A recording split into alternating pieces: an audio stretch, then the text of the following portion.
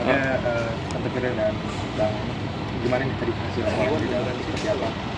Ya, akhirnya kita bisa melaporkan perbuatan dari seorang perempuan yang masih statusnya istri dari anak saya. Nah, kita juga sudah menemukan suratnya. Ya. Ini tanda bukti laporannya. Tanda. Ada.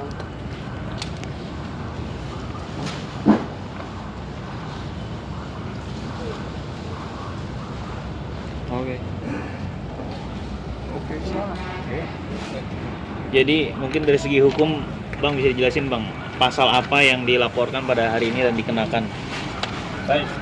Pasal yang kita sangkakan ini, yang kita laporkan ini adalah pasal 402 junto pasal 403 Undang-Undang Nomor 1 Tahun 2023, yaitu tentang nikah siri, yang dimana ancamannya maksimal 6 tahun penjara.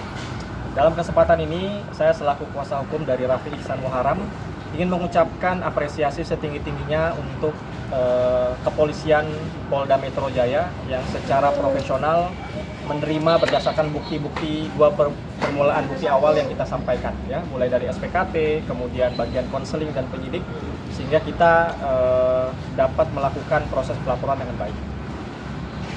Bang, kalau tidak salah kan tadi Mas Raffi juga mengatakan bahwa anak ketiga ini masih dipertanyakan, artinya akan ada pasal yang soal adanya perzinaan apa segala macam, itu termasuk atau seperti apa Bang Junto? Baik, jadi kita juga tadi sudah menekatkan dengan pasal perzinahan, ya, cuman karena atas saran dari rekan-rekan penyidik Polda, memang alangkah baiknya dimasukkan pasal 402, 403 dulu, dikarenakan saat ini kan status anak belum diketahui apakah memang benar ini anak dari klien kami atau anak dari pihak lain, karena harus ada tes DNA, seperti itu. Oke, Mas Kami, nanti ketika ini kan belum diketahui apakah akan benar-benar melakukan tes DNA itu atau gimana ini?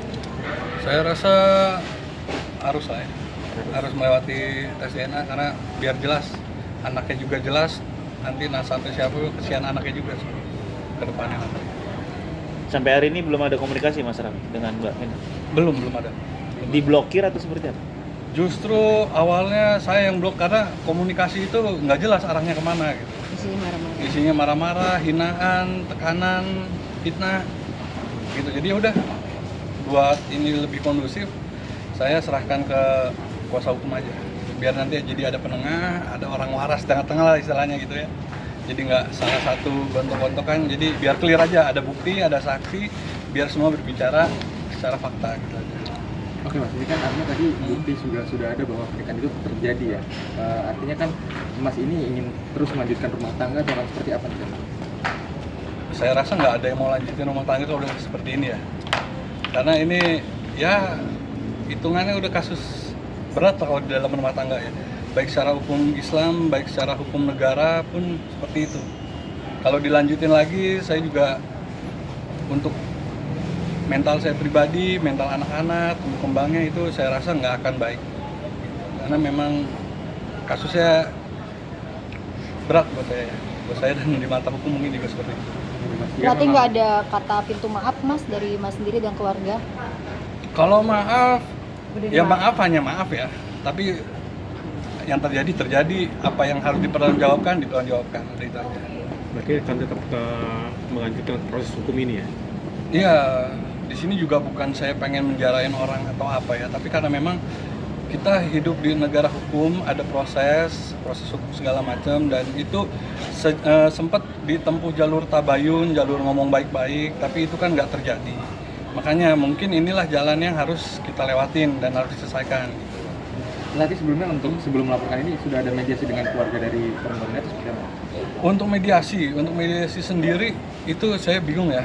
Kalau ngajak ngomong keluarganya, terutama ibunya tuh ngawur. Jawabannya tuh nggak nyambung, kayak antara bebek sama ayam ngomong nggak nyambung, gitu loh. Saya ngomongnya ini melenceng ke sana. Lah saya bingung, saya harus pakai bahasa apa gitu ya kan? Nah, kalau ada duit baru dia Nah, bisa kalau ada duit bisa tuh cepet. Oh gitu ya, Vi. Iya gitu. Gitu ya udah, karena saya nggak bisa ngomong sendiri, mungkin perlu bantuan, ya udahlah. Saya cari bantuan dengan adanya kuasa hukum saya.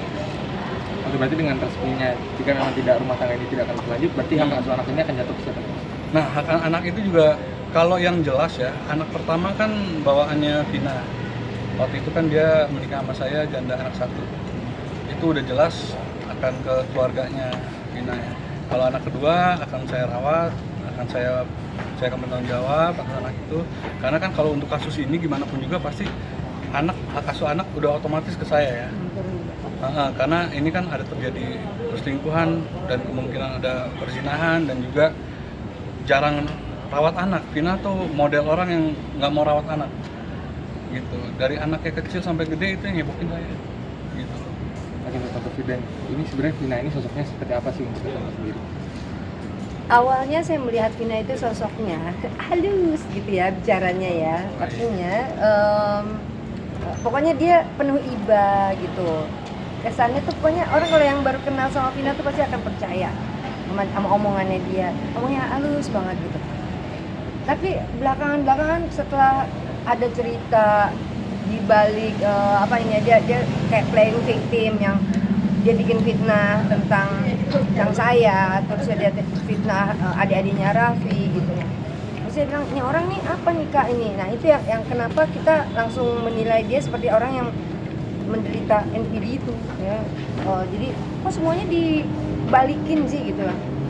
Intinya gini, kayak Raffi dibilang katanya nggak pernah menafkahi.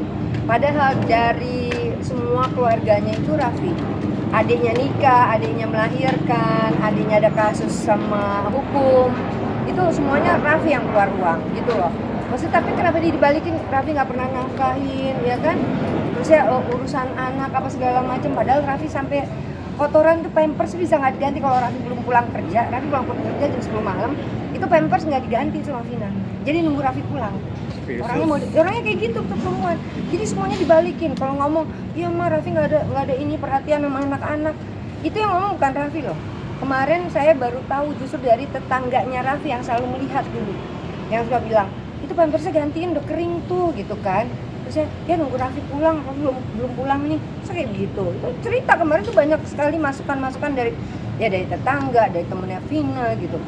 Semuanya ceritain gitu bahwa sama ini kita dibikin cerita yang jelek di depan circle-nya dia gitu. Nah itu yang bikin ya pastinya sebel lah ya, emosi lah ya gitu. Kita berbuat baik, kita terima di keluarga besar kita, ternyata dia merusak nama baik keluarga kita. Dengan kasus ini kan sengaja saya posting, saya viralkan gitu kan. Ini sebenarnya juga beban moral loh ke kita, beban mental ya, ke kita nggak gampang loh menerima ini kan sebuah aib ya gitu loh.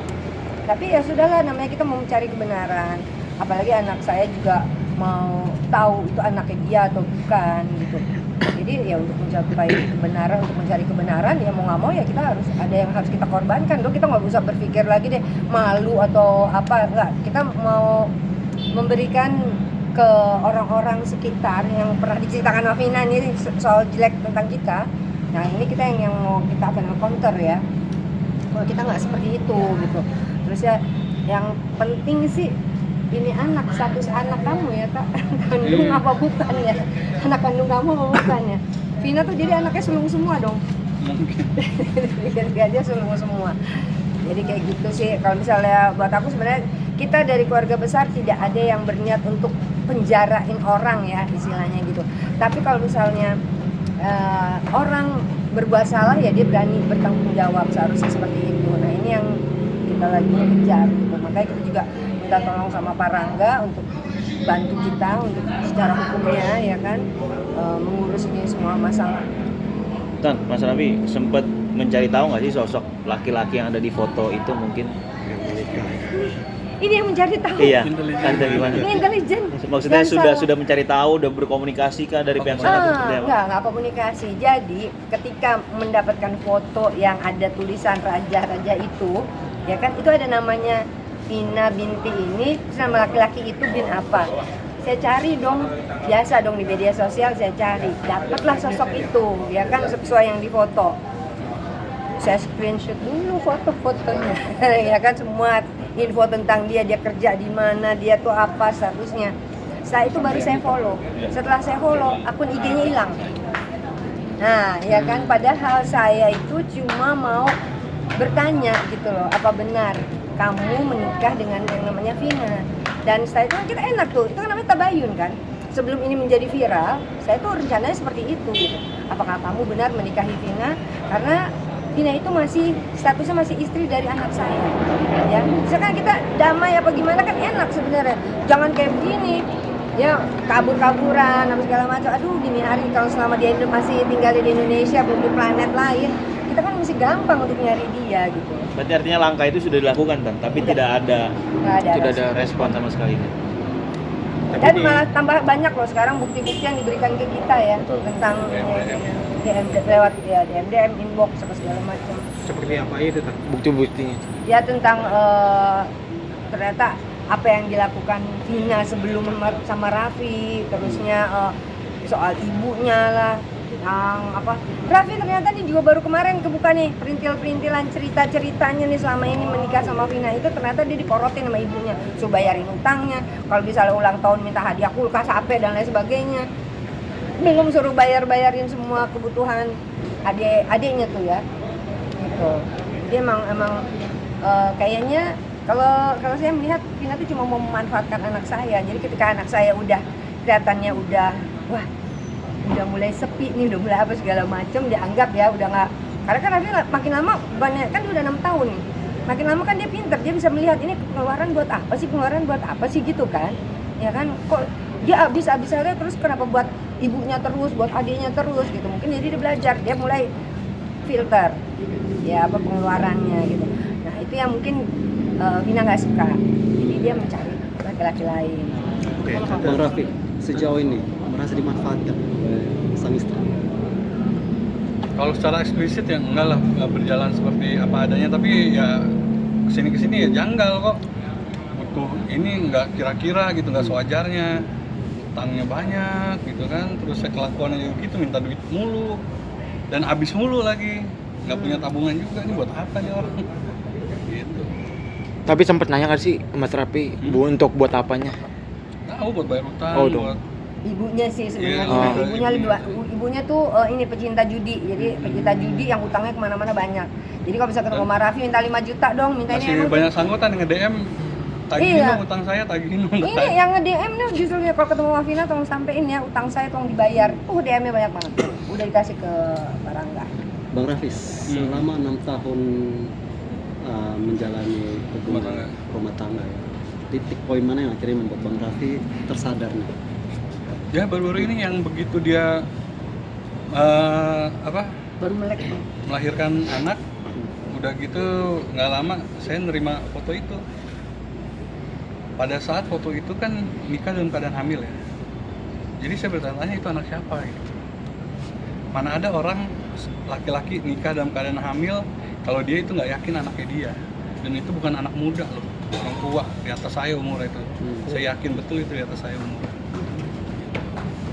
Tapi di IG yang tadi Tante sempat capture foto-foto tersebut, adakah foto sosok laki-laki itu dengan Vina sendiri di yang di IG-nya itu Tante, yang sempat diposting? Ada. Fotonya mau lihat? Nggak di IG-nya itu. Nggak di Di IG. Oh nggak IG. ada, karena itu diduga Cowok dia beristri. juga dia masih punya istri.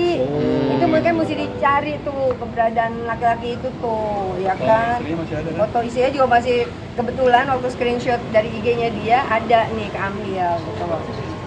Jadi kita bisa ada ya, saya bisa ambil beberapa fotonya dia, terus ada foto istrinya, tapi nggak mungkin kan kita ini ya, takut dosa ya kan. Nah jadinya mungkin nanti ada apa tadi Ya, terlapor. Kami itu sudah terhubung ya dengan saksi kunci, di mana saksi ini adalah orang yang melihat dan mendengar di kejadian pada saat saudari Vina yang kita lakukan dugaan dia melakukan nikah siri. Dia melihat. Nah, ini kita lagi dalam proses komunikasi dengan orang tersebut, dan orang tersebut sedang menyiapkan Google Drive yang isinya banyak foto dan video dan juga bukti percakapan banyak, akan dikirimkan ke kami selaku kuasa hukum. Tadi kami juga sudah berkomunikasi dengan penyidik di tingkat BAP pemeriksaan, kita sudah lampirkan, dan kalau ada pendukung-pendukung bukti lain kita akan lampirkan lagi seperti itu. Cukup. Langkah hukum selanjutnya Oke, mungkin Bang. Terakhir Langkah selanjutnya mungkin Bang, setelah pelapor ini ya, ada seperti apa Ya, langkah hukum? jadi saat ini kita tinggal menunggu bagaimana proses ini diteruskan oleh penyidik ya, Kepolisian Republik Indonesia.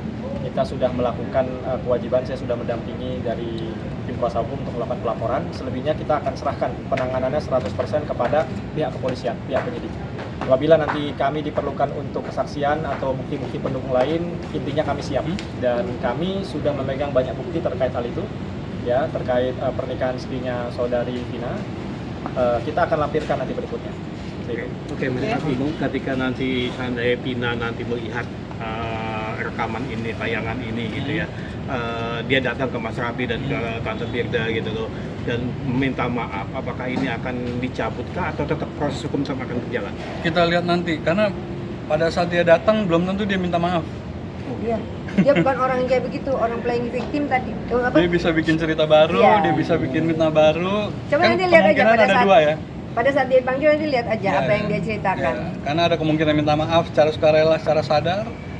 Yang kedua adalah balikin fakta semua itu. Oke, siap. Terima kasih. Oke. Oke. Cukup. Oh, tadi mau nanya apa? Terima kasih. Terima kasih. Oh, masih. Pasca Pina menghilang, Hmm? sejauh mana usaha Mas Raffi untuk mencari? Oh iya. Ya, saya coba ngechat, lewat kuasa hukum juga udah, lewat kontak ke orang tuanya juga udah. Kan Tapi jadi responnya ya begitu, Yang nggak itu ada. ke rumahnya temennya kan kakak suka nganter-nganterin kan dulu. Hmm. Dia bilangnya kerja kan. Jadi Temennya dianterin. juga udah nggak ada yang bales chat saya, udah nggak ada yang bales telepon, udah nggak ada yang ngangkat teman-teman. Oke. Oke.